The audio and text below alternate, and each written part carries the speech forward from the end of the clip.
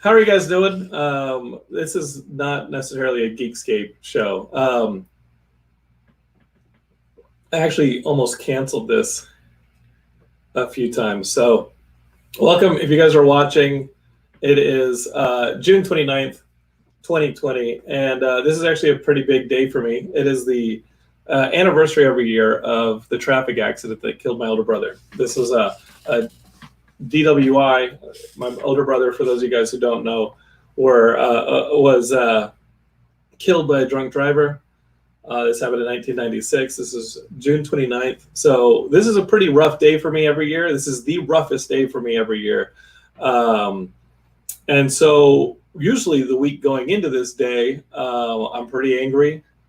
I'm pretty frustrated. And even if I'm not conscious of the date, I just have this like shortening fuse and everything just feels a little more oppressive and things just feel more difficult for me. And then I suddenly look up and I'm like, oh my God, of course you're angry or you're sad. It's the 29th or it's almost the 29th.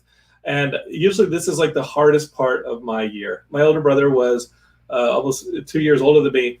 He was just shy of his 20th birthday when he was driving his girlfriend home on a Saturday night, June 29th, 1996, and they were on a two-lane road, and little did they know as they were driving on this two-lane road south of Austin that a drunk driver was in the other lane coming towards them and went to go around the vehicle in front of them and went into my brother's car, and that was that. So that happened June 29th, 1996, and so June 29th any year is really hard for me.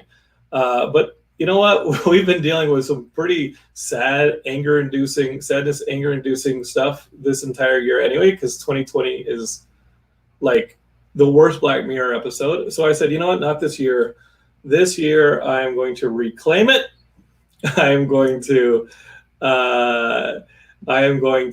celebrate my older brother's life.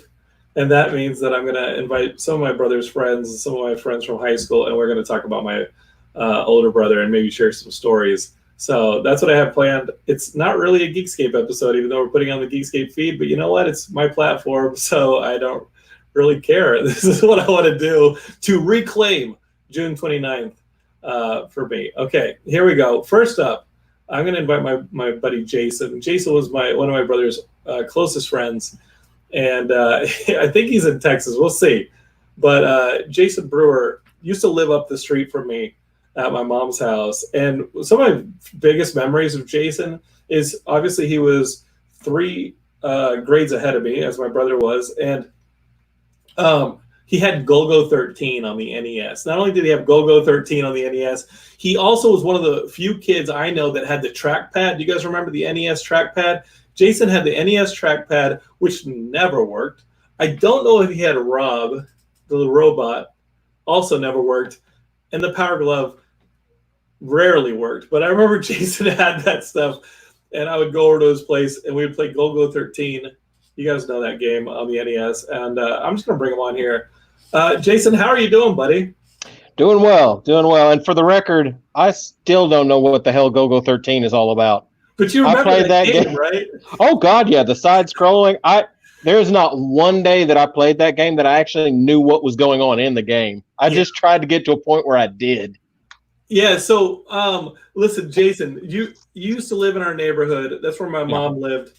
And so how did you and my older brother become friends? Because was it from living in the same neighborhood? Was it from being in the same grade in middle school, high school? It kind of was. We actually, the first time we met was on the bus. We were both, that was the very first year that Westridge opened. We were in 6th grade. And so we kind of met on the bus because, you know, you're getting on the bus at the freaking crack of dawn since our neighborhood was like the first one on there. Oh, yeah, that's right. Our neighborhood was just furthest from the middle school. So we had to be picked up first on the school bus. Exactly. So we kind of we just kind of clicked, just, you know, decided to start hanging out and all that stuff, and kind of made fun of the same people and had the same interests. So yeah, it was good. What was it about my brother that you were into? Because like I think tell me if this was your perception of things, but I was like the bookie nerdy guy, and Daniel was the skater who was like the first kid I knew who shaved the sides of his head, Yeah. had the earring, Yeah. didn't show up to class or showed up to class and might as well have not been there. Like, school was not exactly like Daniel's favorite thing. That is true. Crazy because we remember shortly before he died, he actually chose college. Yeah. He was so mechanical. I actually think Daniel was smarter than any of us because he was so mechanical. He could make saltwater aquariums. He could he could rebuild cars. He had an engineer's brain, which is something that I like absolutely years could do. What was your perception of him like in school? Like, what was the whole school thing for him? I think we're kind of, especially because I wasn't in middle school with you guys. Well, it was kind of one of those things like we were almost identical and yet complete opposites at the same time. Like I would be in theater and stuff like that. He'd be in like the theater crew, stuff like that. So, but you're right. He had just this kind of way about his brain that it wasn't really, it wasn't book learning that really got him, I'm going to go out and read. I'm going to do this. I'm going to go do that, but he just understood a lot of things that realistically are much more, in my opinion, useful in the real world. Like you said, like engineering, mechanical things. He had a great mind for that. So. Do you remember Dan Gilbert? Dan Gilbert, who was... Oh, wow. That's a name I haven't heard in a while. So Dan is watching, and he said that he was bored because he didn't love school like he did other areas. And I think that the whole thing is that Daniel was just so smart that he was bored. He was so checked out at school.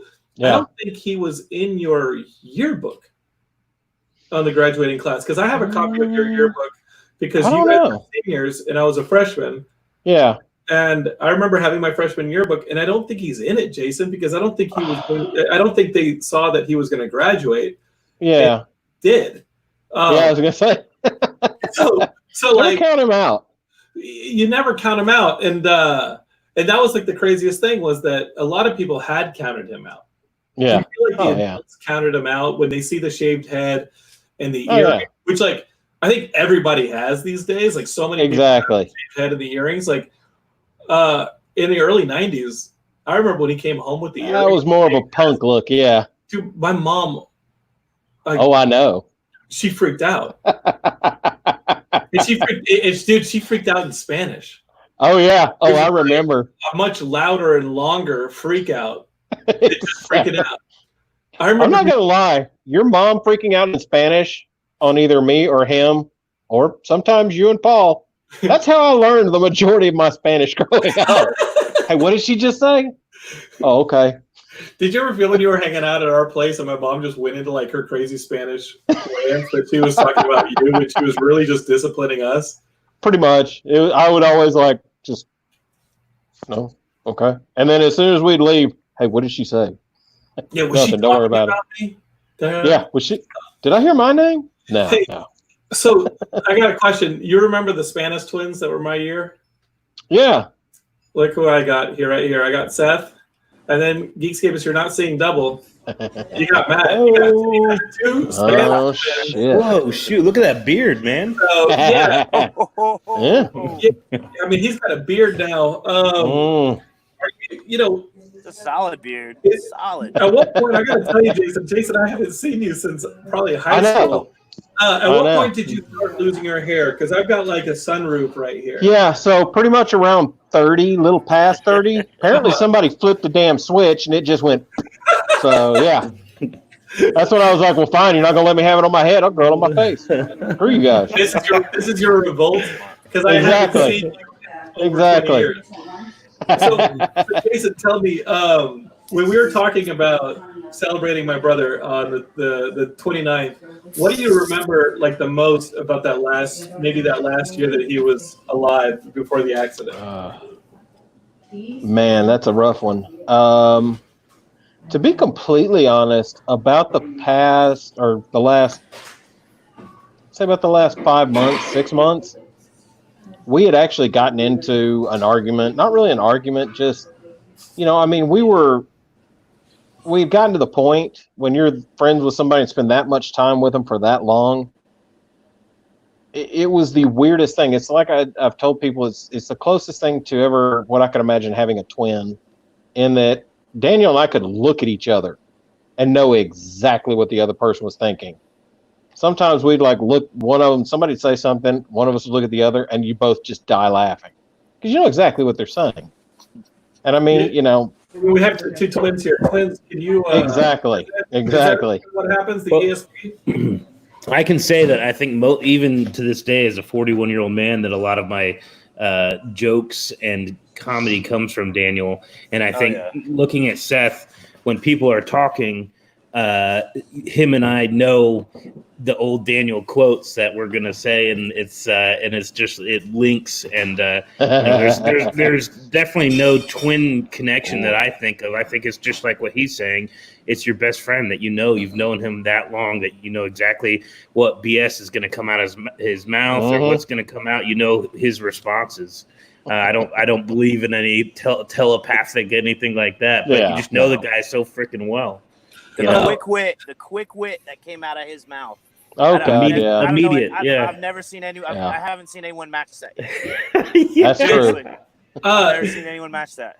But to answer your question real quick, the last year, from being that close for that long, we kind of just got into a minor falling out, and it wasn't anything like, oh my God, something catastrophic. I hate you.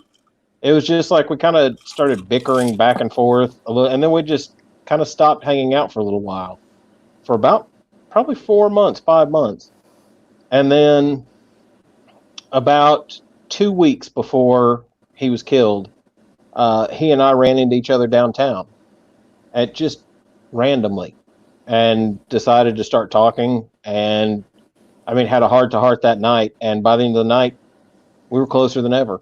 I was about to go off on a trip and had some stuff to do. And we said, hey, when you get back, we'll start hanging out. We're going to, just like it always was. And we, like I said, that at the end of that night, we were as close as we've ever been. And the night before I came back, like literally less than 12 hours before I came back, he was killed.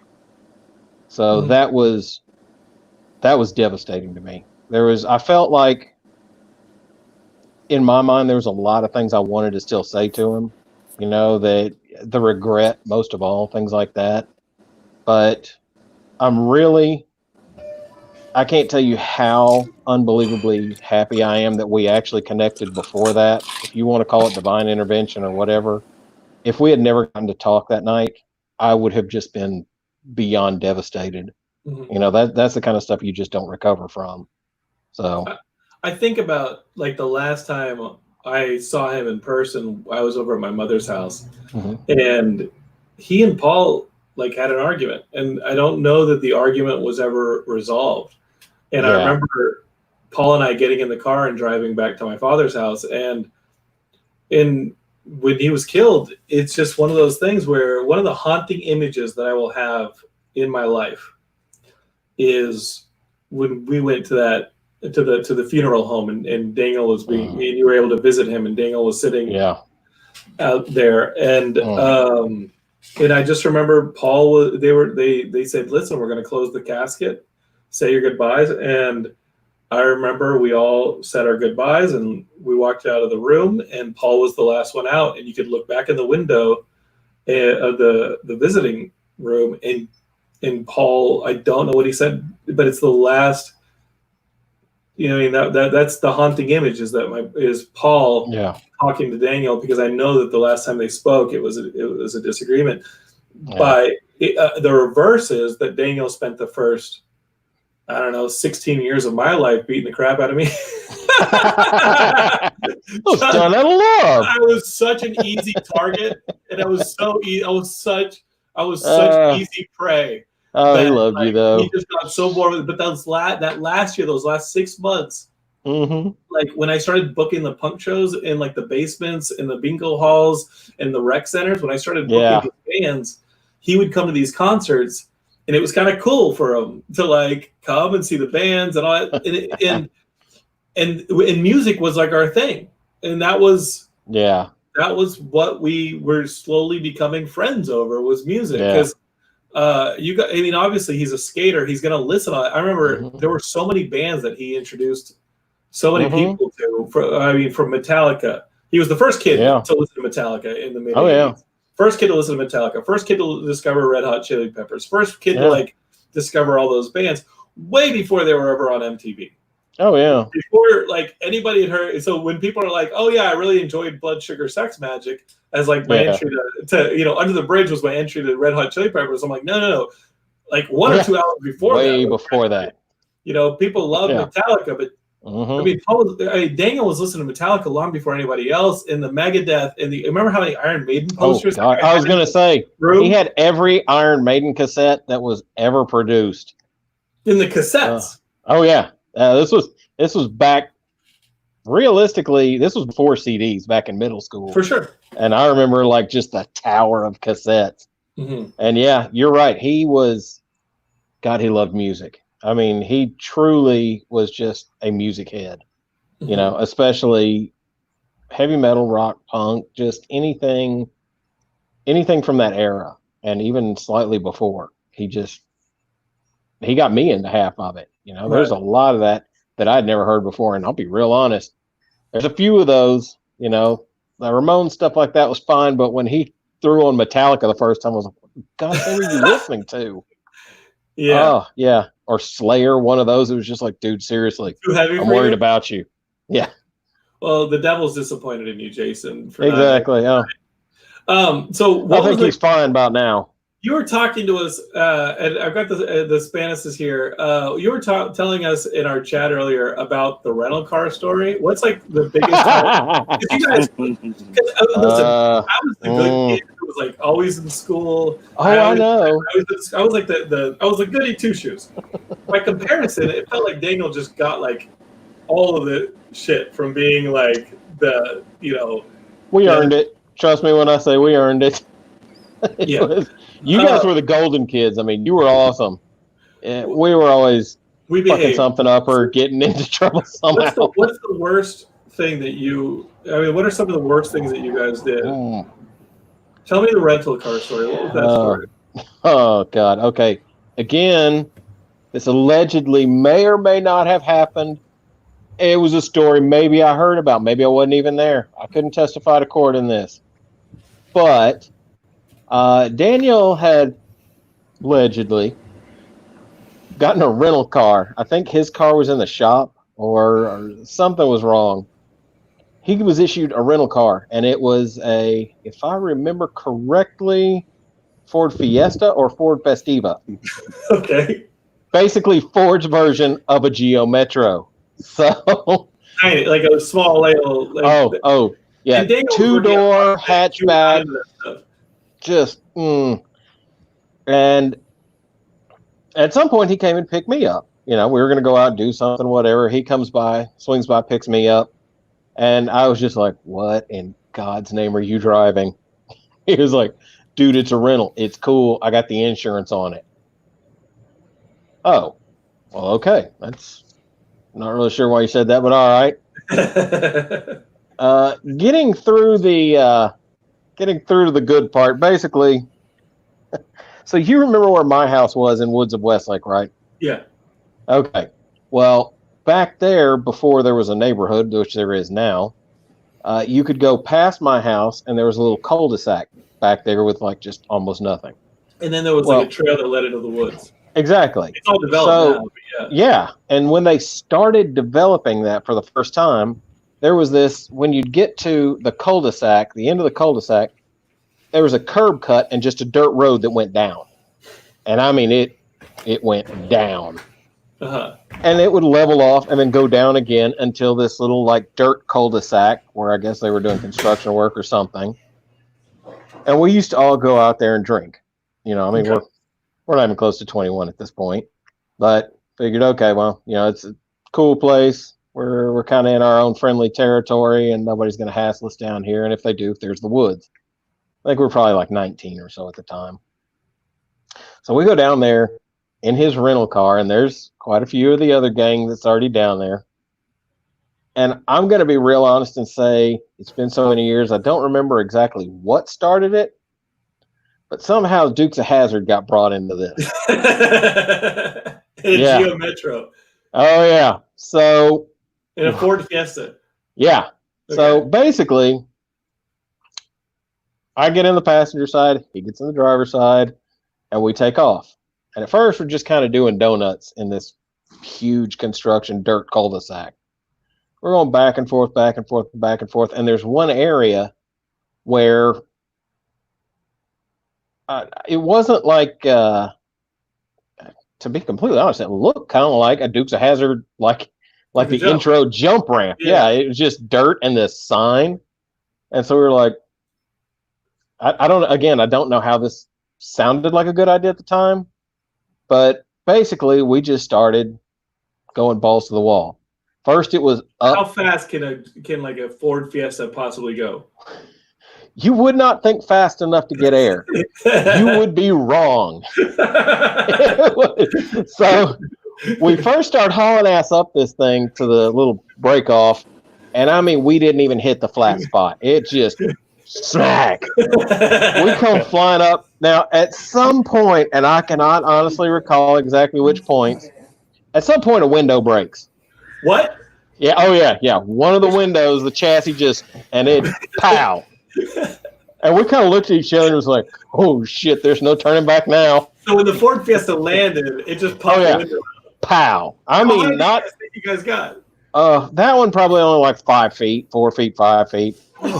Still, yeah. You got a Ford Fiesta 5 feet off the ground. I mean, he's going, around and around and then just goes straight. So we had a little bit of momentum. So this thing, at some point, we just decide, hey, let's go find a good ramp. And I don't remember if it was at the top of the cul-de-sac or at the bottom of the cul-de-sac. I just remember there was this Dukes of Hazzard intro looking ramp, and we hit that thing fast. I mean, not even like, it was kind of cool. No, we hit that thing fast, way faster than we should have. Oh, he had it floored. I mean, he totally had it floored. This thing hits air, and God is my witness, I do not remember how high we got or even how fast we were going. I just remember it's one of those times where you feel the blood drain out and the adrenaline hit, and it's like oh, shit. Yeah. Six Flags. It feels like your whole body just cramps up. You're just like, oh, shit. Yeah. So this thing hits. Oh, yeah. One of the windows is already gone. This is a second jump. This is the second. This is the money shot jump. The cameras are rolling. So we hit this thing, and I mean, it was like the Dukes of Hazzard. It did not end up like the TV show does. This car hit the ground. The chassis twisted actually, I think only 3 of the tires. I think only 3 of the tires blew. It was either 3 or 4. I don't remember, but I know we had to go scrounging for spare tires to put on this thing just to get it to go because it only came with 1. So by the time this thing is done, it looks like the show Jackass where they just demolition derby this thing. It was a rental car. Oh, yeah. This car is beat to hell. I mean, the suspension's probably blown. The chassis, you could tell it's twisted because there's wrinkles in the metal, like in the side of the car. There's windows missing. I think one of the damn windshield wipers flew off. I mean, this car is just beat. We had to go and find, it was either 2 because 1 spare tire was in the car. We had to go find either 2 or 3 spare tires and put on this thing. And he took it back to the rental car company like that. So spare tires and all. Oh, it was. Oh, your mom was pissed. Oh, my God. I don't remember if he actually told her about it or if she just saw it and was like, what the hell happened to the rental car? What story do you give the rental car when you return what? It like that? What story do you even give them when you return a car in that shape? I'll be honest. There's been a lot of alcohol between then and now, so I've forgotten some of the details. I really don't remember what he told them. I think he said, I mean, it wasn't like, oh, we just decided to beat the hell out of it. It was something stupid like a deer jumped out in front of me and I had to swerve and went off the road. It was something that you're like, really? That's what you came up with? Yeah, that was okay. A deer did all this. Yeah, deer did all. Yeah. Oh, so you went off the road and I guess flew through the air. That's what happened. Yeah, and I don't think they charged him a thing because he had that insurance. Are you kidding me? Oh. Yeah, he played it off like it was an accident. At first, I think I swear to God, that night, I'm pretty sure he said, "You think they'll notice?" Yeah, bro, I think they're going to notice. There's a big-ass dent back here. One of the windows is gone. There isn't a tire that matches on this car anymore. So, yeah, I think they're going to notice. Yo, do you see Seth right now? Seth is driving. Let me see what's going on. Hey, Seth, where are you going? I'm on my property right now. I was going to my. I think they dropped a package off at the wrong neighbor's house, so I'm on the dirt road, but back on my property, going to the neighbor's house. I can tell you exactly what he's doing though. His house is probably loud right now. If you can tell, mine was a little loud. It's quiet down, but he had to get in his car. My prediction: he had to get in his car, or there'd be screaming kids or something running around. And so, just for context, Matt and Seth were my year. Jason was my brother's year in high school. True. So as far as I remember, I just remember high school showing up freshman year. You guys were seniors. And I was feeling so happy because I suddenly got contact lenses. I got the braces off. I was ready. It was like new year, new you. I was ready to go to school and just forget the fact that I was a total nerd in middle school. I walked in, and remember the whole thing with our high school that there was like a W in the commons, and if you step on the W, you get your ass beat or you get punched if you're a freshman. You step on the Don't touch your freshman. Don't touch it, right? You have to walk around the W. Yeah. So I walk in, and I'm like, it's going to be a brand new year. Everything's going to be great. All right. I have no glasses. I got no braces. I look great. High school, here I go. I walk in, and the first thing I see after walking to school is my brother and the Boban twins. Oh, fuck. Staring at me. And they looked like freaking hyenas sizing up a gazelle. Yeah. Step on it. Step on it. Step on it. They were just, it was like, oh my God, this has been an effing suck for a year. Oh yeah, yeah. That. Man, Seth, do you guys remember like the worst we got being one of his friends? There was that one time, Matt, and Seth, that we were hanging out. Are you like running a daycare there, Matt? Yeah, essentially. Okay, Matt is like, hey, things are going great here. The trafficking is slowed down, but do you remember like? Because we used to just get picked on. Jason and these skater kids would just roll up to my mom's house, and I'm hanging out there, and then suddenly you guys are picking on us. Remember the time? I was done out of love. Go ahead. It was done out of love. I always felt that way. I felt cool when they were, when he came up and was giving us a hard time. Go home. That's true. But there was one time, remember this one, Seth or Matt, whoever was there. Remember that one time? What was the name of the kid who was Todd Scotchfield? Jetson. Jetson. I knew that's where you're going. Jetson. What's his name? Jetson was his nickname because he had the George Jetson scooter. Okay, so he had like a scooter? George Jetson scooter. What the hell is that? George Jetson. It actually had George Jetson on it? Because the scooters and the Jetsons didn't, we don't have flying scooters. Yeah, but it was a scooter and it had Daniel would call him Jetson because of his George. I don't think I ever even saw the actual George Jetson scooter. I just want to go on record if you guys are watching this and you're like, damn, there's nobody Jonathan won't make fun of. And then God. Seth or Matt, what? How do you remember this? I think Seth told me this story earlier. You're talking about when Jetson was at the top of the stairs. Is that what we're going up to? Well, so my mom's house had a ton of stairs. Huge. Well, it was huge. And I build homes now, and I think back seriously about those stairs, about how much concrete it took to build up those stairs, going up to the front door, and how freaking dangerous it was too to have those many stairs right outside your front door. Oh, so, hell yeah. Jetson Todd Scrutchfield. Todd Scrutchfield. Oh. Should we say names? Should we like Todd S. Todd S. Go right now.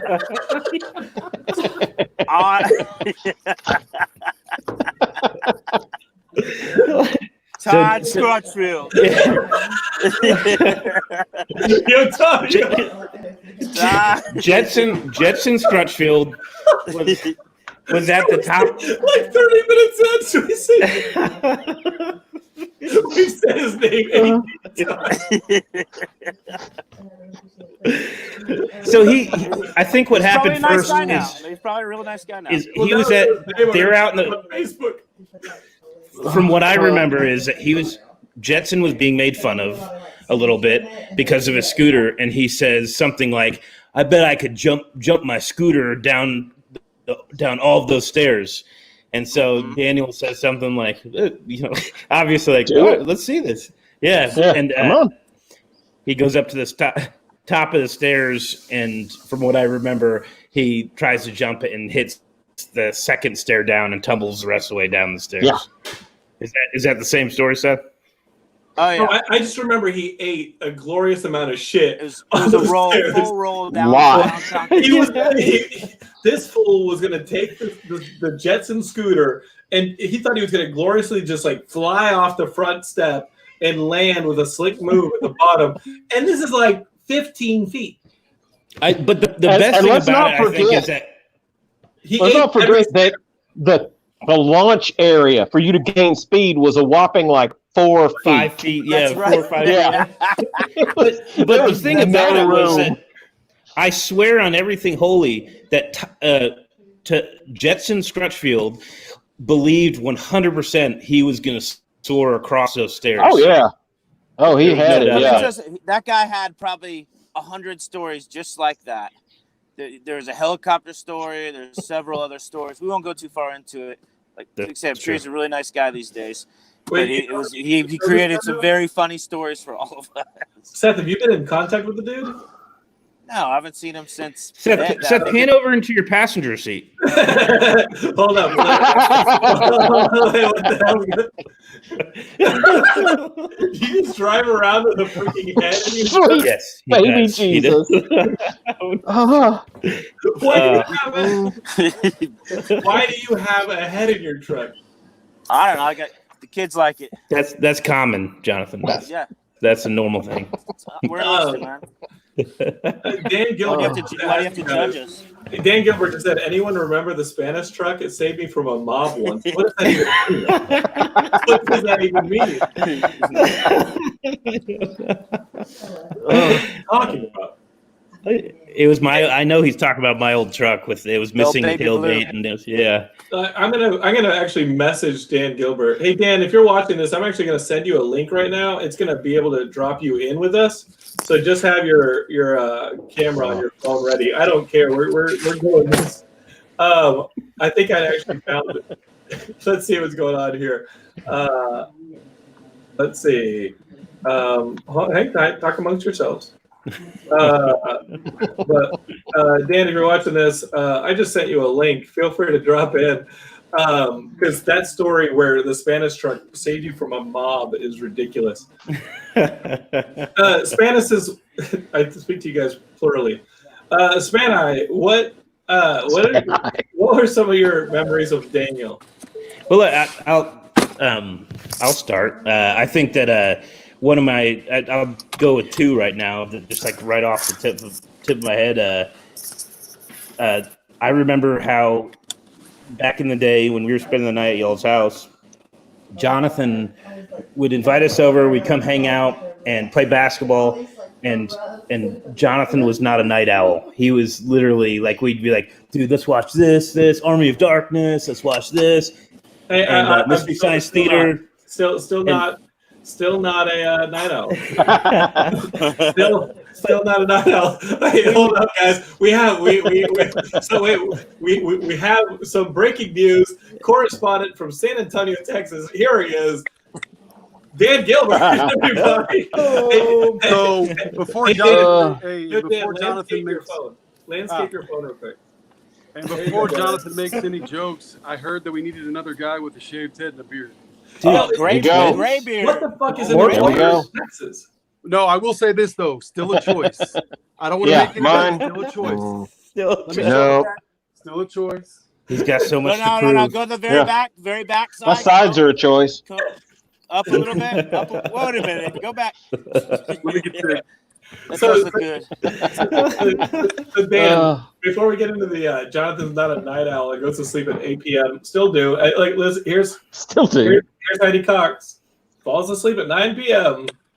Jonathan used to sleep over at her house and be asleep at 8:30 maybe max 8:50. My mom used to joke about him when we were in middle school that she was her favorite kid because he'd come over there and go to sleep right away.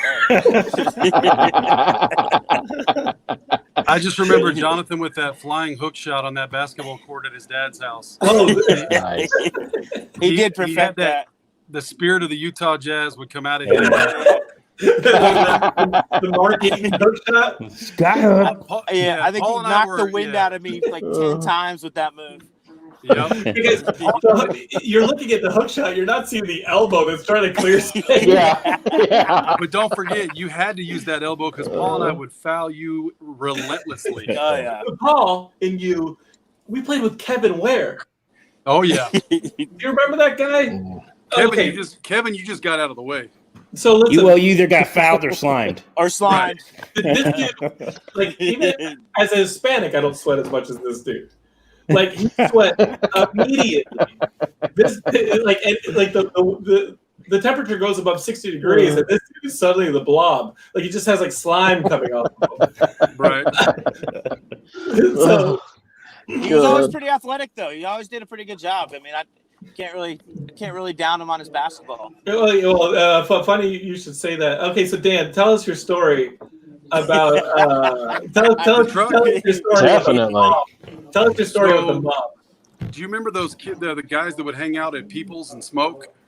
Oh, Yeah. God. Yeah, of course. So across the Yeah. street from our high school, So there was a pharmacy where every high school has that pharmacy down the street where the stoner kids would come and hang out and like smoke. Well, I mean, kids would go there. well, the beauty of telling the story is I get to be the narrator. So if I've taken any luxuries with the actual story, I can just tell you it was one of those scenarios where one person was being picked on and you try to do the right thing and say something, thinking that maybe you might have to take on one person.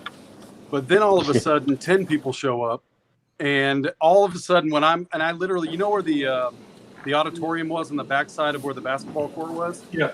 So I don't know.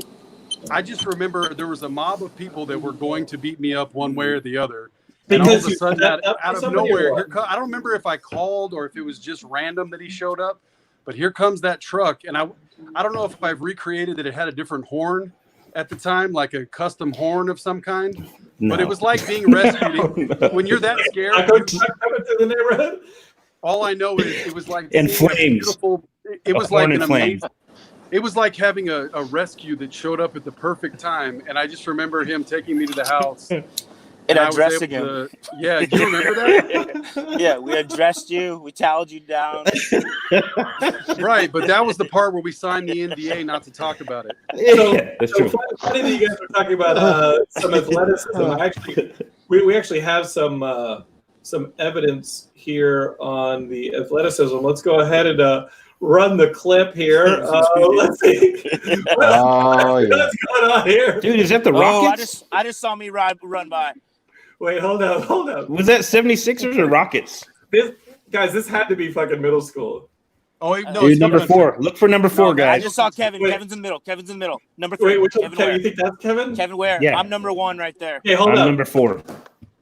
Look. This Oh, kid ain't inbounding the ball. There you go.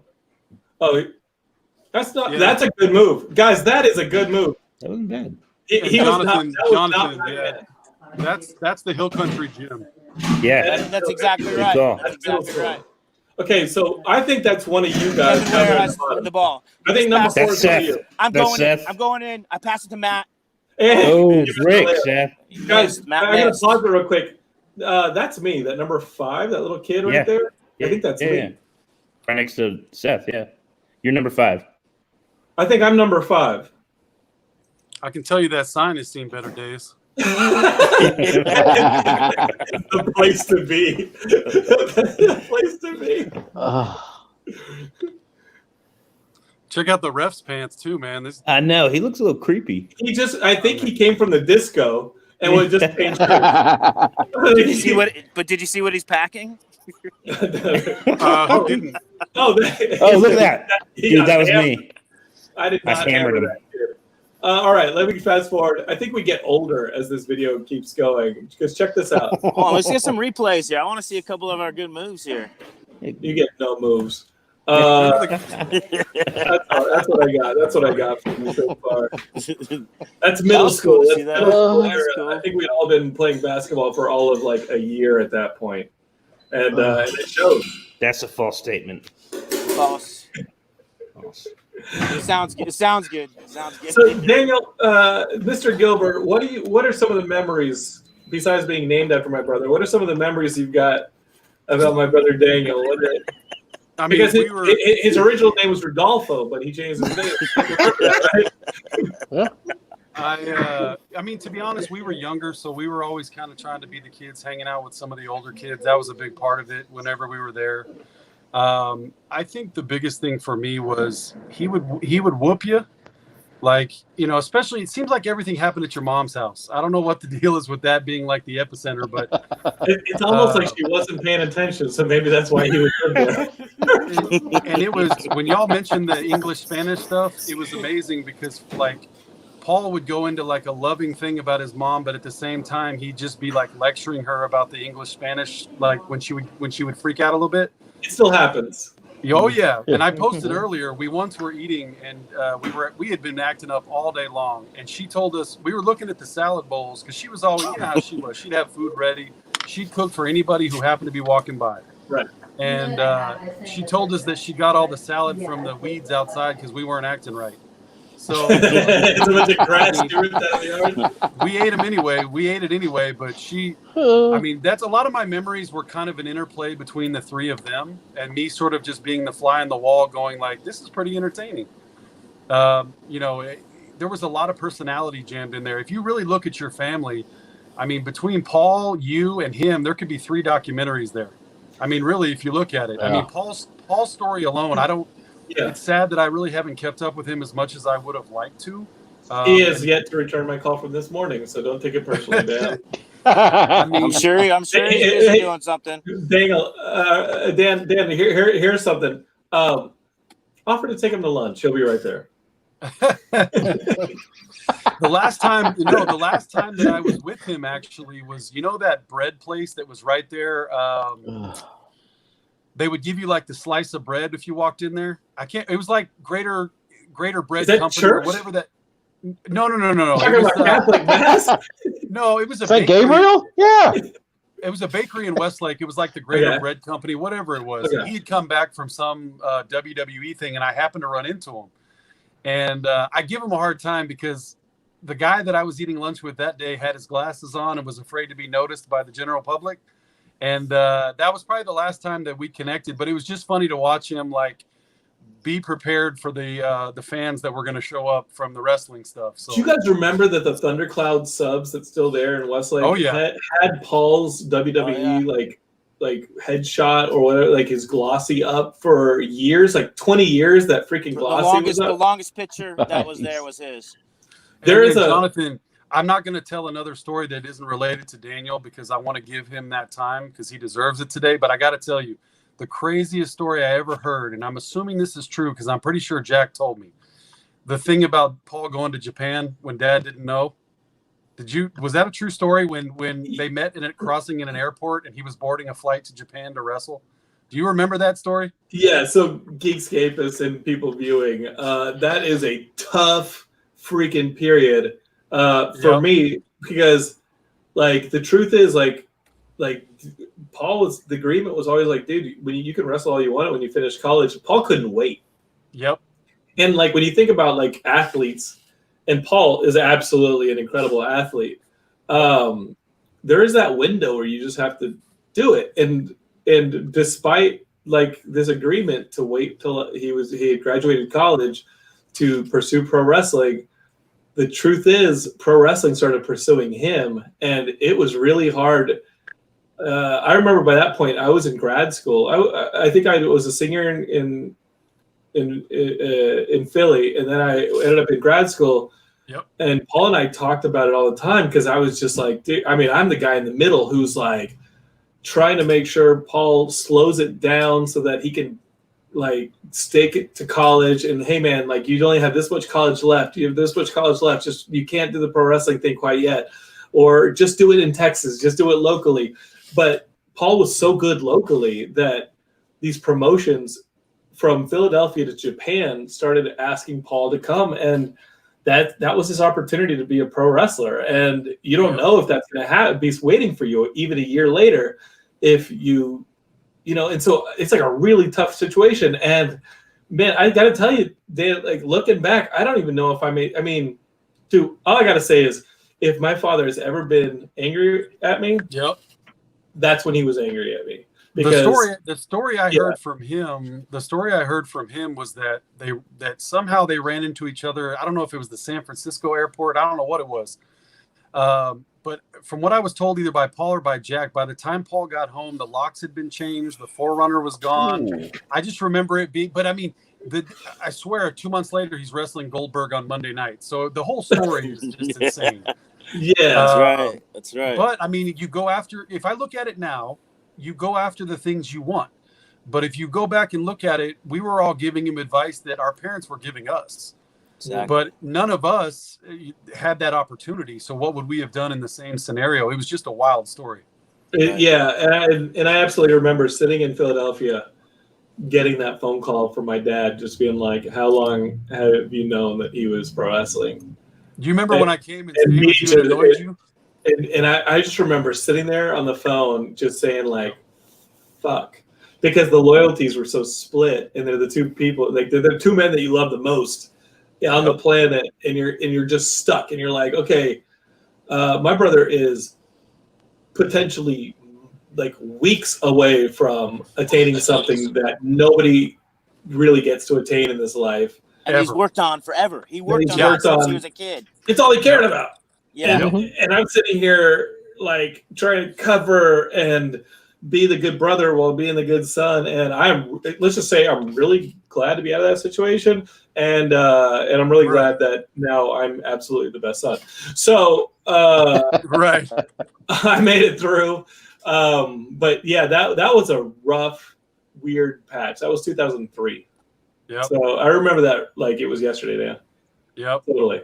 Well, and I also remember like Paul, and Paul was only a year younger than me. So your group of friends, our group of friends, was like Jason here, and Matt Domes, and skater friends were like 2-3 years older than us. Right.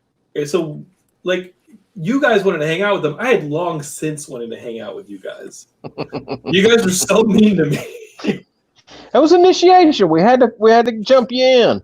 Oh, do you guys remember when? Okay, so Jason, you and my brother worked a lot of times in the same places. Like, did you guys work together at Popeyes or the pizza place? No. Okay. No, those are the only two. I don't think so. Popeye story though, if you want it, but I don't know. Dude, I've got a couple. Yeah, I'm no comment. A couple Popeye stories. I don't know. I don't know nothing about any of that. So let me break this down. Let me break this down. I remember where the comic book store was, which was my job. My first job was the comic book store, and we were in like a parking lot behind the Popeyes. Yeah.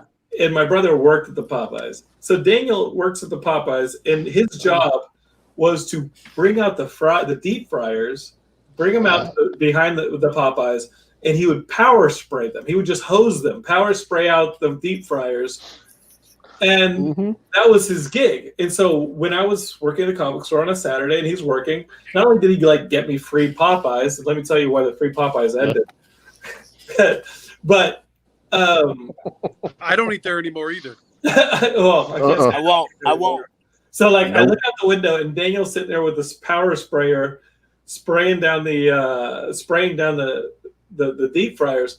But there was a guy, do you guys remember Crazy Charlie? Crazy Charlie was this dude who owned a car but he would pull up behind the Popeyes, go in, he would climb his ass into the dumpster and just start throwing things out like Heathcliff the cat in an alley fight. Like he would just start throwing stuff out of the dumpster, and then he would grab all this junk that was all over the floor of the parking lot, and he would just start throwing it into his car. And then he would drive away. Dude had a car. It wasn't even a bad car. It was a nice car. I remember that story. And he would stuff the thing full of trash. So one time I look up, and Crazy Charlie is pulled up, and he's in the dumpster. Daniel steps out of the back of the Popeyes, and his job is to spray down the deep fryer. What are those, the baskets? You already know where it's going. I forgot about this. He notices that something is in the dumpster. He probably thought it was a raccoon or something. He takes the water, and he just starts spraying it into the dumpster. It's like the thing exploded. Yep. Crazy Charlie, like Yosemite Sam when his britches are burning. Like Crazy Charlie went flying up out of the dumpster. No, it sounds like him.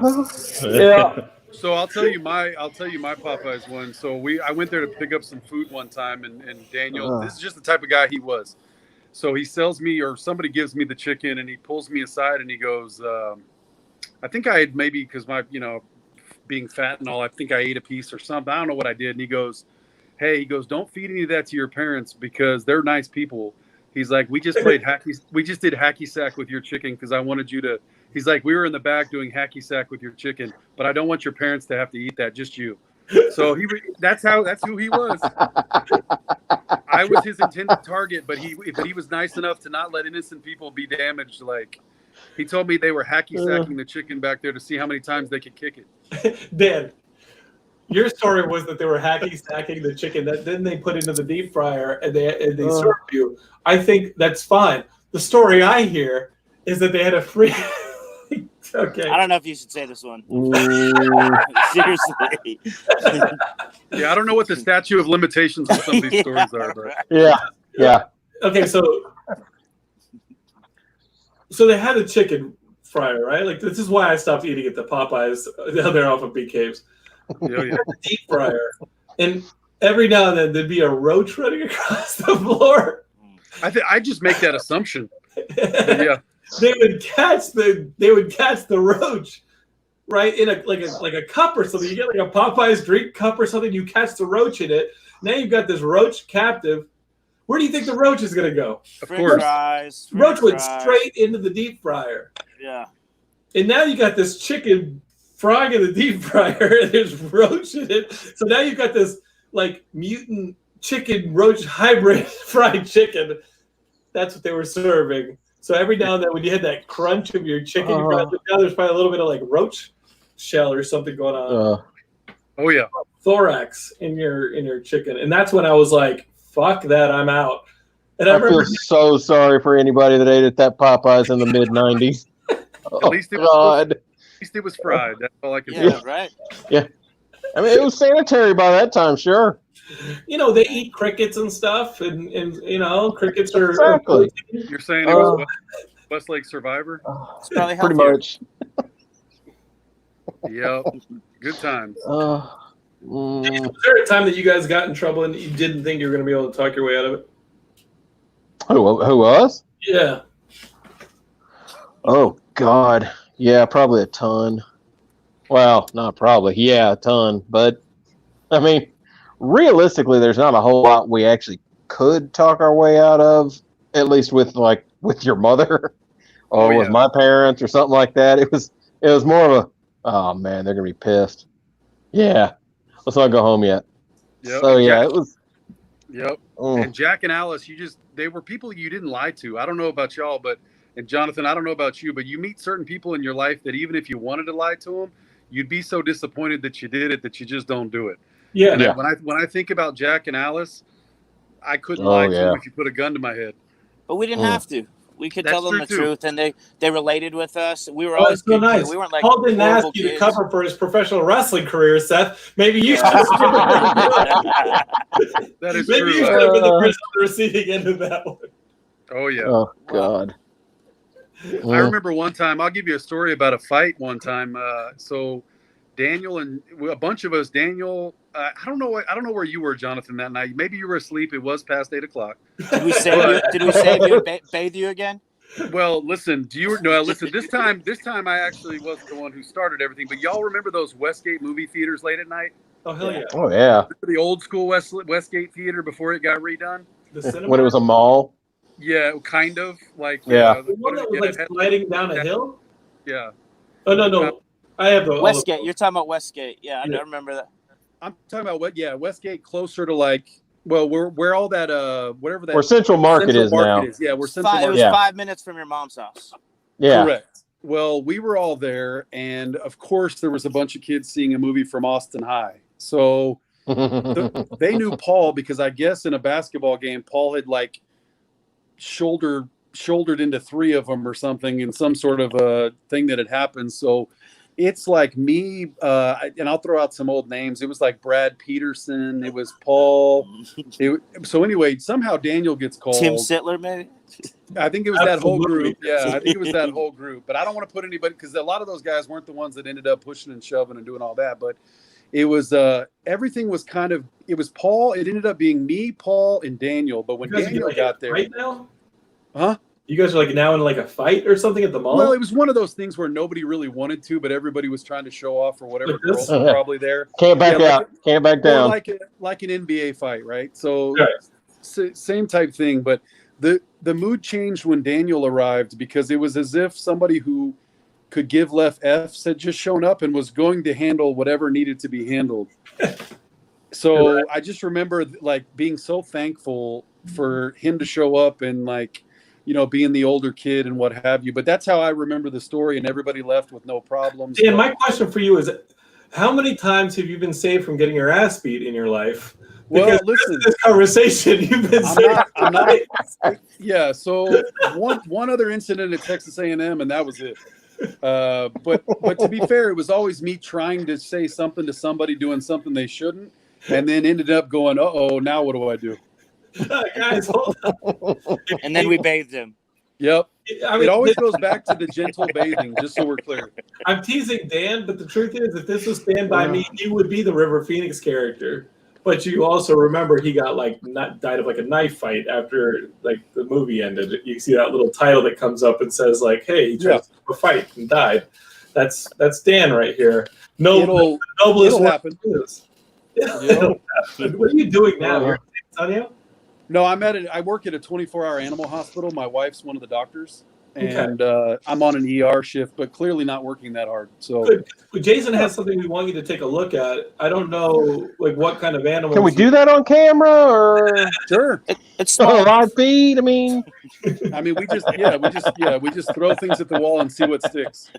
Funny you mentioned that. That's how this all started. So, Daniel, what do you remember? Because I remember Paul was actually out of town when we got news that Daniel was killed. He was in San Antonio or in San Marcos at Jason Kidd's basketball camp. Do you remember that? Yeah, absolutely. We used to joke around that our parents had just enough money to send us to camps to get rid of us for a while. We kept wondering why our parents they loaded us up with as many camps as we could go to. Oh, the night that Daniel was killed, when I saw the phone ringing at 1 a.m. and I knew that everything was good, because Daniel was going to return a CD to me after he dropped off his girlfriend, and he was killed dropping off his girlfriend. And then he was going to head to my place, and I had thought that he'd just forgotten, but I was worried, and I was actually packing for camp. So like that's like the thing. It was like, all right, you guys go to camp now because we can't with you guys anymore. What do you remember about that whole thing? Night? Yeah. I think I haven't, for me personally, I wasn't very close with anybody outside of our mother, father, sister scenario. Like we weren't very close with some of our relatives. So it was one of the first times that I lost somebody that was not close to me per se, but like someone that I was very familiar with. Because if Daniel was here today, he'd be like, he would be annoyed with me today like he was back then, I'm sure. But I think I just was in shock. I think it was the first time I remember being in shock about somebody something that didn't make sense to me. And I'll tell you, and I'm not trying to make it more emotional today than it already is, But a lot of people, I think, don't remember that he had just re-enrolled back into college. That's right. Yeah, that's the. I remember. Here's the sad truth. We had just really started becoming. I remember my friend Antonio and I booked a band called the Bouncing Souls in a bingo hall in December, and he came, and two skinheads got in a fight and ended up pulling a knife on me. And because I was trying to break it up. I like you, Dan. I was trying to break it up, but it was my show. Yeah. He yanked me out. And then those two guys go out a window. We ended up paying I remember the Bouncing Souls came and played my radio show in college a few years later. And they were like, weren't you the guy in Austin who paid us $30 because we broke a window and had to replace it? But like music was our thing. But like, I remember college was not his thing at the time. Nope. Other than it giving him some freedom. And maybe college outside of Austin wasn't the best thing for him because it's just too much freedom. But I remember he was given a choice because he had just come back from Mexico, where he'd spent some time with my mom's family. And my mom that night called me from Mexico. They notified her because he lived with her. And I just remember that the story goes, he sat down, he had a lunch with my mom and my father, and he was given a choice, like, go to Mexico and you see what the summer is and see if you want to go back to school in the fall, or go back to ACC, or the community college, where he had actually gotten straight A's that last semester. So for somebody who had never gotten maybe an A in his life because school just was not his thing, that last semester that he came back home and was in community college with the idea of maybe transferring or whatever, he got straight A's. He was clearly the smartest of any of the London boys. And that was my first post today for a reason. Yep. He chose college. And that's the saddest thing. He chose college. Less than a month later, he's gone. And when I think about that, when I think about those 6 months we had where we had music as our thing, the one time I really got grounded in high school was I think we went to NoFX and Face to Face together on like a school night. We went because remember we could go to Liberty Lunch because Mark Pratt's, our 4th grade teacher, owned Liberty Lunch, so we were allowed to go there. It's not on a school night. I had to go see Face to Face and NoFX. I remember getting totally grounded for that one. Going to concerts with him was like what made us friends. And then I got 6 months of that, and then he was gone. Yep. I had a lot of anger after that. I mean, looking back at it now, I can process that, but at the time, I didn't know how to process any of that. I mean, my parents were upset for your parents. I mean, there was just a lot going on. It was just really hard to take that in. I just remember just not knowing how to process. How do you move past something like that? So that was hard. I see Paul. I see what I've gone through the last couple of years, how I just kind of like ground to a halt in my head, and how I was like, this life isn't working. And the changes I've made the last couple of years, the thing like just like forcing myself into meditation, forcing myself into like changing my life and accepting that the mantra is, if you want an easy life, like if you want to make the easy decisions, you're gonna have a tough life. If you want to make the tough decisions, you're gonna have an easier life. And I feel like after Daniel, I wasn't capable of seeing the difference. And I just remember just being in so much pain for 20 years. I didn't want to make any decisions, and I just kept coasting. And like, I probably, you know what I mean? Like I think about like just the idea of like going straight to grad school after college. Like I wasn't ready to like come out of college and be like, here we go. Let's see what the real world's like. I went to grad school, which I probably shouldn't have, I look back at grad school and I just sort of think of like the haze I was in for 15, 20 years. But I just remember like, dude, if you're funny, if people like you, if you're charismatic, if you're smart, you just keep laying the track.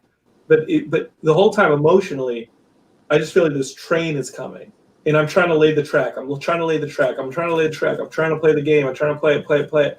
And this train is just coming. The things I haven't dealt with, right? The therapy I hadn't gone to. Yep. I had to tell you, do you guys know that this pastor wrote a book about rehabilitating the person who killed Daniel, right? When he went to jail. This guy is a pastor, and he went and spent years in prison with him, rehabilitating him. And he wrote a book about rehabilitation through Christ. And I'm not going to be like an anti-religion person, and I'm a bit of a cynic, but if it works, it works. And ultimately, like I think that any religion comes down to those basic tenets of decency and being a good person and treating others like a good person. And I remember this guy reached out to me on Twitter, and he reached out to Paul and I because we're now fairly visible. And I just see this tweet that is like, hey, I want to get in contact with your parents to talk about this book. He was publishing a book literally about the guy who had killed my brother and how he was rehabilitated through Christ. And he wanted to talk to us. And Paul, I was like, hey, Paul, did you see this tweet? Let me handle it. Because I know Paul go off the fucking handle. So I reach out to this guy, and over the course of a year, it was about 2 years ago, over the course of the next year, I didn't want any of the stuff to be in the book, any of the stuff that I told him. But he was going to write this book one way or another.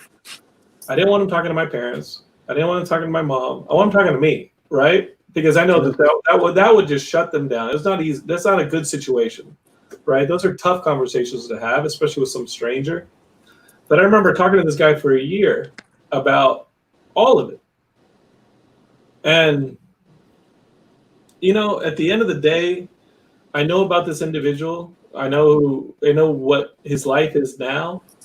I can't begin to imagine what it looks like when you remove two people from the face of the planet. Yep. And when you've been that callous as a young 19-year-old that drive drunk and kill two people. And I don't know what it's like to have spent a decade and a half in a prison. It has to change you. And I have to believe that it's changed you. But I have to concentrate on my brother. But I just remember, like, having that conversation and that knowledge, I was just like, okay, I can kind of be at peace with this. Because for 20 years, guys, I was, maybe not visibly, but I was just angry. Yeah. Yep. I never knew that. And that's a subject I usually don't touch with you ever, because we didn't really want to talk about that either. So that's kind of. Well, thanks for protecting me, okay, with the kid gloves. All right, pal? Thanks. Thanks for really being a pal, you guys. Thanks for really giving me the PG treatment here, guys. Thanks. I think I can lean on my friends to tell me the truth. Here we are. Thanks a lot. Thanks for protecting me. It looks like I'm not the only kid. It looks like Matt's not just raising all the kids in his house. He's raising these. How many kids? I hear 17 kids yelling at you from your house. We brought the conversation down. Real quick, we're getting, guys, we have comments on this thing. I got to tell you, our friend Marcus Torres, I think he's in Seattle. He says, I feel you, man. In the late 90s, a drunk driver hit my best friend in the whole world. It took him days to die, and the asshole who did it never served a day in prison because he was a South Carolina sheriff's kid. Do you remember our guy was a cop's son, and that had kind of created the monster, him getting off the hook multiple times leading up to this accident? Yep. His mother was a police officer. This is my temper. This is my, I'm just going to say hashtag defund the police. No, that's not in the same context. And for people who don't know what that term is, look it up. It's not what you think it is. No, it's like refund the police, prioritize what the police do. Or it's tank. They don't need tanks. Maybe they don't need tanks or Ferraris. Just little things like that. But we clearly need them after you see what's going on now. We clearly need that money to go towards people who can talk to homeless people or talk to people who are suicidal. Okay, listen, Raymond Russell says, your story about your brother hits home for me. It's 2 years after you lost Daniel. 16-year-old me lost my 18-year-old brother in a motorcycle accident. Raymond is a longtime Geekscapist from the very beginning. He was the cool brother, and it breaks my heart thinking about who he'd be today or how awesome my son would think he is. Oh, man, if I had kids. Here's the truth, guys. I didn't have a girlfriend until Daniel died, and you know what? Like, he was this Joaquin Phoenix looking dude that I had to compete with. You know how many girls in high school would come up to me and I'd be like, here, first off, in high school, I had to work up a lot of courage to talk to girls. Remember, we've heard that story. I finally got my braces off. I finally got the glasses off. I was like, now I can start dating. That didn't happen. Because this is what would happen. Let me tell you, this is my high school experience. My brother's shadow. I'd go up and be like, just any girl. Hey, how are you doing? And I try and work up the courage to ask. And I'm like, so what'd you do this weekend? They're like, oh, I was in a hot tub with your brother.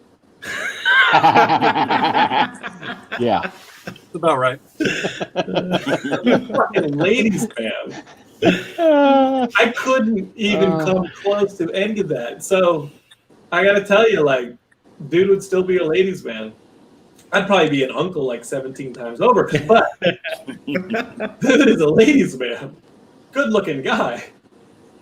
Jason, that he was into, right? Like, not school, but he was into that for sure. So what'd you do this weekend? Oh, your brother taught me how to make an apple bong. Oh well. Yeah. Yep. That was useful in college. Yeah, it's like if your brother was James Dean, that's or quarantine, whatever. I get to be the nerd who goes to high school with my brother's James Dean. Yeah, I'm gonna have lots of success. It made the fact that I was the guy who worked at the comic book store nerdier. Like, it exponentially multiplied the nerdiness about me. That my older brother was like the fucking coolest guy at the school. I was probably pretty in the middle on coolness. Don't answer that question. But having a brother that was that cool really put me at the bottom. Nicole O'Brien on Facebook says, much love to you, Jonathan London. May people choose responsibility when ingesting any mind-altering substances and do not drink and drive. Your remembrance of your brother has the power to support others in making wiser choices. Fantastic. Thank you. Thank you, guys. And I will say, I mean, all through college, most of my life, I'd like to think that I wouldn't have made a lot of poor choices with alcohol and driving if that had not happened. But I can certainly tell you that shaped, coming out of that tragedy shaped not only my decisions, but I think a lot of people's decisions in terms of drinking at home or taking a cab or, you hate to say a silver lining in a horrendous situation, but I know it affected my life and the way I consumed alcohol from that point on. So I owe a lot of that to him through obviously an incredible tragedy. Do you guys ever think I know I'm not the only one. So there are times when I think, would my brother be alive in the day of Lyft and the Uber? But ultimately, the truth is, these kids were out on a joyride. Yep. The kid made a mistake. He made a horrendous, horrible mistake. But I don't think anybody thought he got behind the wheel that night, with any sort of intention for that to happen, obviously. Well, but it was a horrible mistake. That's second degree. That's what we. Guys, is this Johnny Evans from? That's John. That's John Evans. John Evans used to come in the comic book store with a guy named we used to call Whistling Ray. What up, John? I love John Evans. John Evans just wrote up. I didn't know this, John. I lost my bro too. Sucks, man. Do you remember John Evans losing his brother? I don't. It must have been. Maybe it was later. John, we love you, man. We are throwing you out right now. I love you, man. I think John's watching this. Dan just got called into surgery or something, but they're turning the lights off. It was just work that needed to be done. It can wait. Is there an animal dying over there? You're working at animal hospital.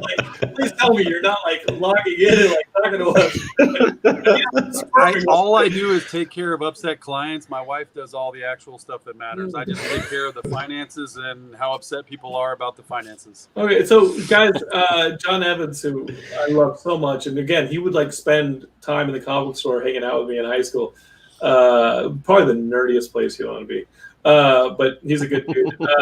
So listen, here's the story. My bro got hooked on meth, and it took him 14 years to take his life.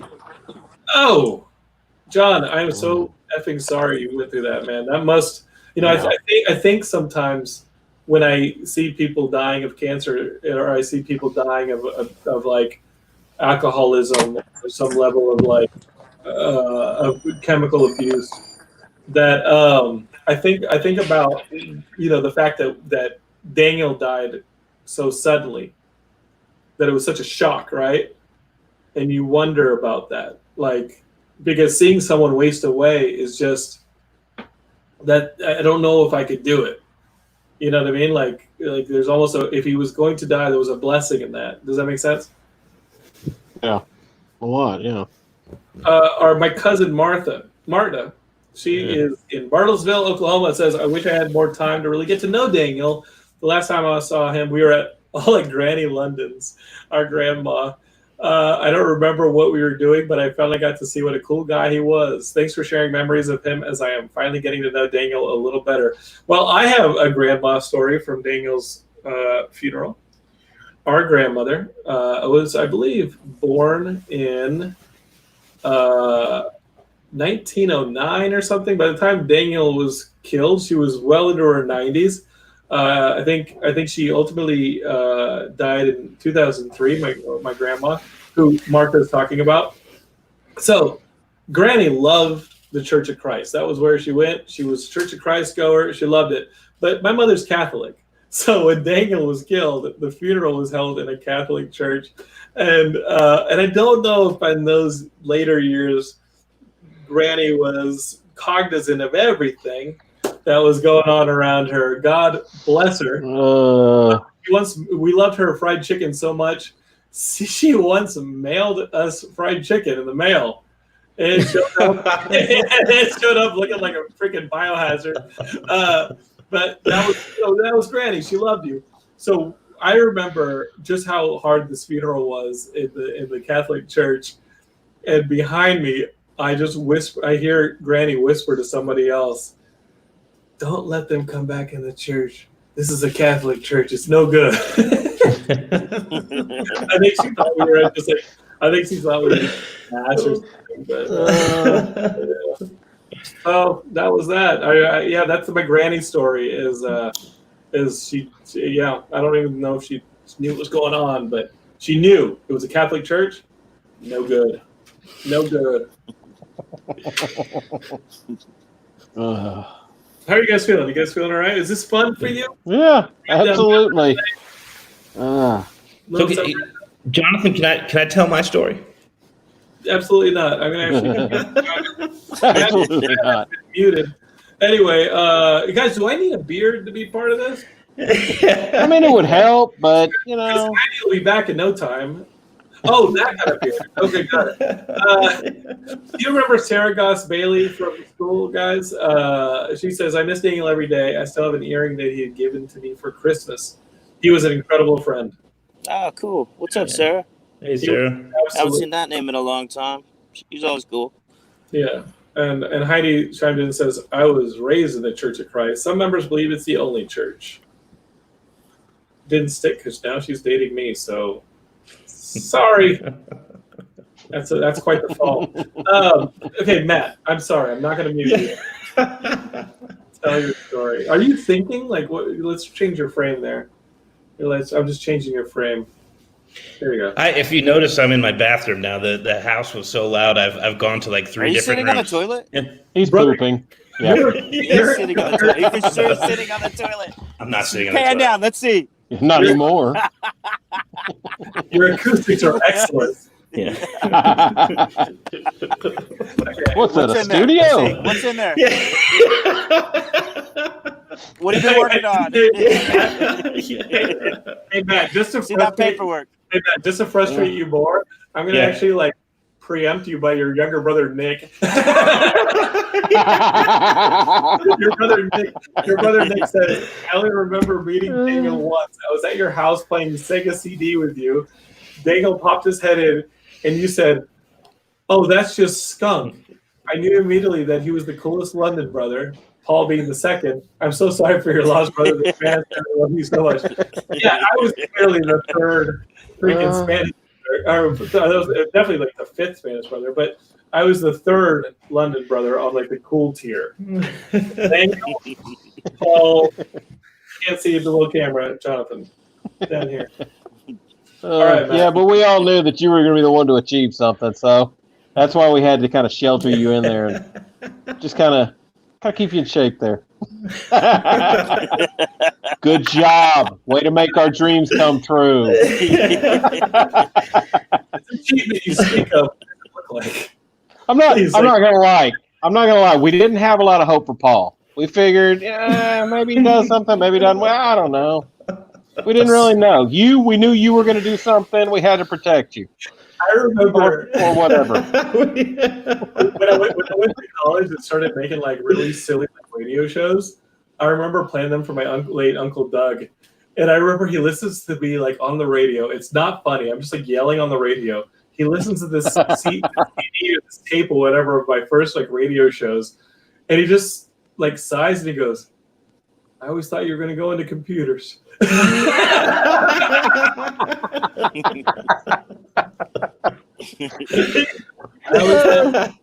always thought you were going to go and do something with computers. Or something. The disappointment in the voice.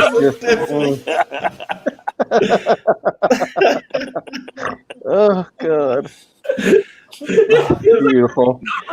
But I was like, oh, I get it. Right. Matt, we got to go, but hold your story for next month. No, I'm kidding. What's your story? So I was talking about if you guys remember about Jonathan. Get out of there! Jonathan going to hear this.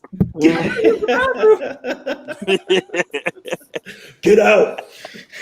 Get out! But Jonathan would go to sleep early every single night, and I remember, and this is it. Jonathan, let me tell a sweet story about your brother here. This is the sweet one. He was the sweet one. Jonathan we would play video games, we would do whatever, we'd have this long list of movies we'd want to watch, and it wouldn't happen for Jonathan because by 8-9 o'clock he would be passed out, and that's how Seth and I became such good friends with Paul and Daniel because Jonathan would be out by 8 or 9 every single night. And me, Paul, and Daniel and Seth would stay up. It would switch off. It would be, and Dan Gilbert was here earlier. We'd hang out with him all the time because Paul would be there with Brad Peterson, Tim Sittler, and Dan Gilbert and all those guys. We'd be hanging out with them, or we'd be hanging out with Daniel and his buddies. But we got to know them really well. And I remember, and I think about this all the time, not in a weird way, but I was watching, it was Mystery Science Theater 3000, and everybody had gone to bed except for me, and I'm just laying on the floor, and I look up, and Jonathan had said something about, before going to sleep, he's like, "Oh yeah, I'll make you a pallet," or something like that. And I, like 8-9 o'clock, he's passed out. And I'm sitting there, it's probably like 2 a.m, and Daniel comes in. And this is at your dad's old house over near Barton Springs. And I look up, and of course, there's no pallet. There's no, and I'm just like laying on the floor watching. And Daniel comes in and goes, "Dude, you don't have a bed?" I said, "No, I'm okay. I'll sleep on the floor. I'm okay with that." He goes, No. He goes, "You go sleep in my bed, and I'll go over to my buddy's house. It's okay." I was like, "You don't have to do that." He's like, No, that's fine. And he drives over to his buddy's house and lets me sleep in his bed. And I went in there, and he freaking made, I don't know how clean the bed was, but he had made the bed for me, and it was freaking sweet, man. That's a memory I think about often. Did you run? Did you run a blacklight over it? Yeah, no, I knew how dirty it probably was, but let the sweetness sink in, Jonathan. That's nice. Daniel made love to Matt. Because that night I let the sweetness sink in. You're like, man, it seems like somebody just sprayed this down.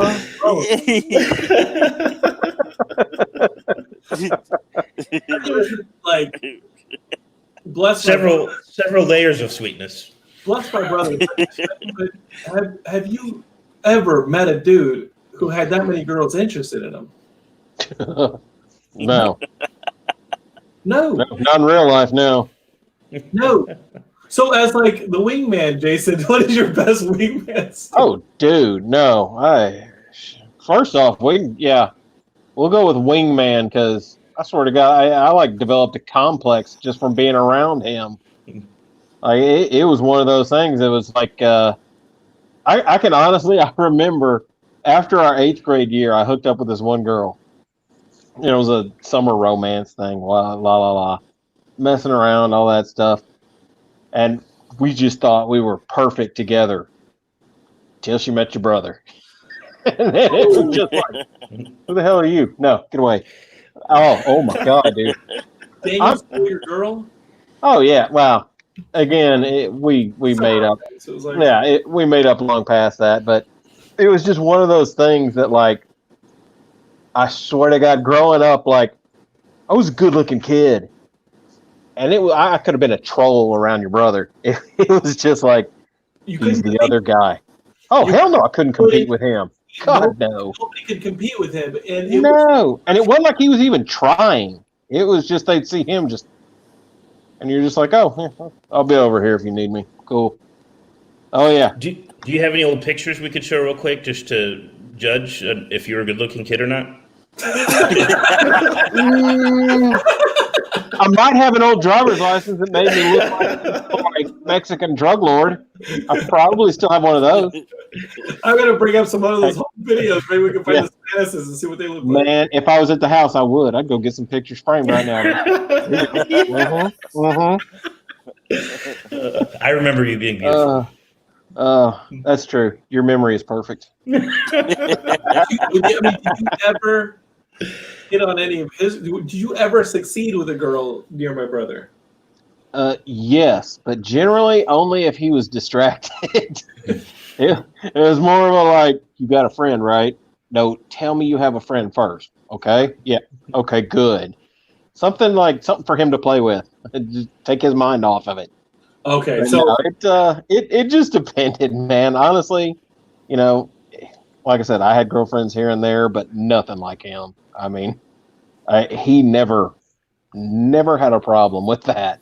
It just came stupid easy to him. you know what? I probably would have been bad in high school too. Oh yeah, I mean, keep in mind, like, I didn't have a whole lot of distractions in high school because. Oh yeah. So. Sonic the Hedgehog. Yeah, it was basically Sonic the Hedgehog, Sonic CD, Aladdin was one of the games Genesis Aladdin. Yeah, I get it on that. NBA Jam. Oh, you talking about Lakers versus Celtics? Yeah. Ooey Blob. We had to play through all the King's Quest games. Here's my high school. Yeah, well, my brother was actually discovering girls, or they were discovering him. I was like, I think I beat Monkey Island for the 5th time, and I know how to. Jonathan was fingering a keyboard. Yeah, I don't know if Jonathan ever knew this. God damn. God. Jonathan, when you would pass out early. Swear to God. Stop it. Exactly. Jonathan, you remember back in when we were in middle school, high school, that time area, at your mother's house, Daniel had the front room, Paul had the middle room, and then you had the back room over there. Yeah, the shed. We would actually, I can't remember if we actually told y'all about this or if we even knew. Your mother would always kind of sit in the living room or at least have that door open so we could never sneak out. Yes, you had to have the doors open. Yeah, so we always snuck out of Paul's room when he was asleep because you go out that window and it's like a 4-foot drop to the air conditioner and then another 4-foot drop to the ground. So we could always sneak out that bedroom. Paul was always sleeping. Like I said, I didn't know if you guys ever knew about that. No. But yeah. Yeah, the whole discovering girls thing, that was right about that time. That we would always spend the night over there and just disappear in the wee hours. No, we would sneak out all the time when Jonathan was there, but I swear on everything holy, he would be freaking sleeping. Oh yeah. What about the time we got Daniel? Your ass. Yeah, you guys got mugged. Yeah, we got Kevin got his shoes stuck. Okay, so we got bum rushed by a gang. We all got to see Jurassic Park. Right? We all went to see Jurassic Park, and then we ended up at that's right. Good memory. Dad's house. And you guys were like, "Hey, let's sneak out in the middle of the night." And Kevin had just gotten brand new basketball shoes. And for some reason, he had a water gun. I remember. Andy's Derek's. Andy's Derek's. I remember I was asleep. You're asleep. We all remember that. I just remember you guys coming home and telling the story of and I'm like, "Where were you guys? What happened? Where's Kevin's shoes?" Yeah. So go ahead and tell me what happened. I think he ran back in his underwear. Without the super soaker.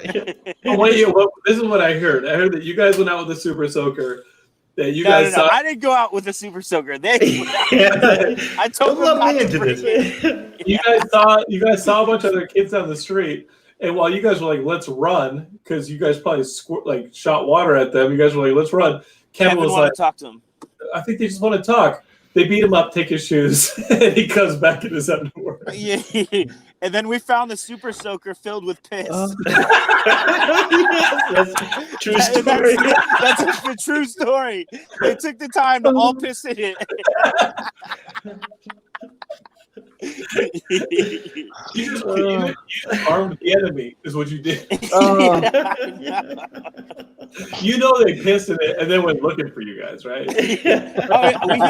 We were hidden under a car for like 20 minutes, and then we were like, I was like, I think I'm gonna make a break for it. If Dan Gilbert was here, you guys would have had to save him.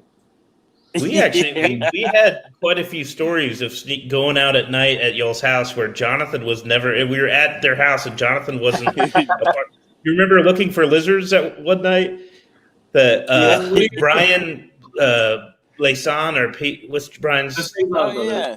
What was it? Yeah. Cezanne brothers. Cezanne. Yeah. You still talk to them? I ran into him not too long ago. He was Ubering. He was my Uber driver. Oh really? Yeah. I want to know what he looks like. Yeah. Yeah, we were just talking. I was like, Brian, dude, you look so familiar. And we started talking, and it was Brian Cezanne. And he remembered the story too. We were down the street from your parents' house. There was a dude and his chick lived there, and the chick was beautiful. And she was and Daniel's the one that told us about that. She was a stripper at one of the dance clubs in town. And so we talked to her. Wait. Was her name Rose? Possibly. Okay, proceed. Because you guys would go and knock on doors and then run away. So we were no. We were just walking. We weren't that cheesy. But we were walking down the street and we saw her light on and she was like in some lingerie or something. So we stopped and we're like, oh shit, that's that chick. And we're sitting there and she's in some lingerie and we're standing in the front. And this is probably, I don't know. I probably should edit this because this doesn't make us look so good. And we're sitting down there. Brian Cezanne, me, and like Seth or so. I can't remember who else. We're standing there. And and Jetson. Yeah. And we're standing there. And then you see this. Hey, who's there? And we jump into the shadows. And Brian stands up like, it's just me. We're looking for lizards. It worked. She invited us in. Yeah. So, what's the story with Rose, Jason? It sounds like you guys may have known this person. Hey, is that somebody at the door? I gotta go. Yeah. No, that lot of stories. We'll save that one for the birthday bash. Right. There's some of those need to be edited. I'll have to send that to the legal team. I wouldn't discover girls for another 20 years. Oh no, we actually. 20. I will give you a little piece of it. So that was the first. We were still I think we had just graduated high school. Maybe we were still in high school, somewhere around that time. And she was a dancer at one of the clubs. I forget the name of the club. It is out at Decker Lake. In high school, you strippers. Yeah, exactly. Oh, really? You care about Playboy magazine. Yeah, so we basically we used to go out to that strip club and she would get us in, and Daniel and I would just sit there and drink all night. You guys were 17, 18 years old. Oh yeah, partying with strippers in the club. Management didn't give a shit. I mean, it was good times. Yeah, Did she live down the street? Did she live down the street from Jonathan's dad's house? Hard maybe. I wouldn't discover girls. There's a lot of alcohol from then and now. So. Oh god, yeah. There's some fun stories in that one. You're laughing at my inabilities with women in high school, but check it out. I'm in a girls' room. Nice. Guys, I'm in a girls' room now. No, wait. Does she know that? Is this your neighbor? Let's be honest here. I'm not part of a felony right now, am I? I'm just looking for lizards. All right, guys. You're 2 hours ahead of me. I'm here on the West Coast. You're 2 hours ahead of me. Is what? It's almost 10 o'clock there with you guys. I have to get my bedtime because it's almost 8. True. Has this been fun, guys? Have you guys felt? Oh, yeah. Oh, yeah. Yeah, it's awesome. Yeah. Thank you for Brought putting back this a together. lot of memories I haven't thought of in a long time. Well, Yeah. let's do it again soon. Do Absolutely. you guys have dreams about my brother sometimes? I have dreams about him all the time. All the time, definitely. Yeah. So let's remember them between now and then. Let's do this again, and let's maybe write down some stories. Think of some stories. Anything comes to you guys, Oh, yeah. just let me know. All right. And if you guys are watching this and you grew up with us, you remember my older brother, and you want to take part in this, maybe we just do this and like bring it in. Maybe you went to school with my younger brother Paul. Maybe we just bring it in because you know what? Like this is my platform, and this is how I want to use it. I'm not, not to say if you're watching this, you're like a Geekscapist, you're not going to get like some geek talk or nothing. I've got some people doing the Geekscape next week and who have a new movie coming out, and we'll talk to them, and it'll be a classic geek episode. You guys will like it, but I still want to use this platform for, I don't know, me, because I built it and I love it. So that's what we do. And if you're watching this on the YouTube channel, tomorrow night we got the horror movie night, guys. We're still building a channel for you guys to enjoy the geek stuff. So enjoy it. But I saw this as an opportunity to make sure that this year, June 29th, which is heavy on me, every year can get reclaimed and repurposed and celebrated. And like that is what it is. And you guys remember Mary, who used to come and help out around our house? Yeah. Of course. Love the stories. Hey, Love you, Mary. How you doing? Yeah, she's Except made for us that. plenty. I think she and Daniel used to go up and smoke a little weed every now and then, hanging out. She told us that she was the coolest. Love you guys, man. Listen, Love you too, man. Definitely, bro. I really only talk to Seth. Matt's too busy for me, and Jason was friends with my brother. So like, He's too busy for me too. Yeah. love you guys. Jason never calls. Love you guys. Thanks for doing this, John. Love y'all. Yeah, let's Jason, do more. good to see you, man. Hey, good to see Good to see y'all. you. Damn, it's been a long. Real long time. Mhm. Absolutely. You guys still around Austin or what? Yeah. One of these days we'll get together then. Cool. Are you We in can Austin? actually get him in town. For the time being, yes. Cool. Well, there's COVID, so no Yeah. kidding. Yeah. I'll start growing my beard, and when it gets to that length, we can do this again. I got a Man, couple fake that long? beards. Oh man, I'm thinking, what is that, like 2028, 2029? What is that? Oh, I'll be dead. You know how your fingernails and your hair continue to grow? Yeah. It's gonna be like that. You're talking about. I can't grow facial hair like that. I grow like the Hispanic facial hair, where it's just like this. Since like sixth grade or seventh grade. No, Yeah. I can't grow facial hair that well. Dude, but he had the longest armpit hair in middle school. Guaranteed. Yeah, still do. And it gravitated south. Anyway, on that note, love you guys. Love you too, buddy. Love y'all too. All right. Talk to y'all later. Talk to you guys later. Love you guys. Jason, thank you so much, dude, for joining us. Thank you for having me, man. It's been That awesome. was awesome. And dude, if you need anything, let me know. Same. All right, so that was it. Sitting around with some of my high school friends talking about my older brother. I hope you guys enjoyed that. I hope it was cathartic for you guys. I hope you guys learned a little something about me, a little bit about someone who's no longer with us, who I love so much. And guys, thank you for watching. Thank you for being a part of this, because this is the hardest day of my year. This is the longest day of my year. And as much as I want to tell you, don't drink and drive, and concentrate and talk about the way that my brother died, I also want to say, celebrate the people who you love, celebrate the people who are around you. And look, we're living through a pandemic. We're living through all sorts of social turmoil. This is a tough year. I think if there's any time to be thankful for the people around you and the loved ones in your life, like now is the time. Let them know now, because you never know when it'll be too late. And this was an incredible trip down memory lane. I love you guys. Expect more streams soon. If you guys are watching on YouTube or any of these things, subscribe and hit the little bell button that tells you when I'm going live. I think that's what happens on YouTube. So Love you guys. Thanks for your patience and being with us, and I hope you enjoyed these stories. Love you in the spirit of Daniel London, my older brother. I'll talk to you guys later. Bye.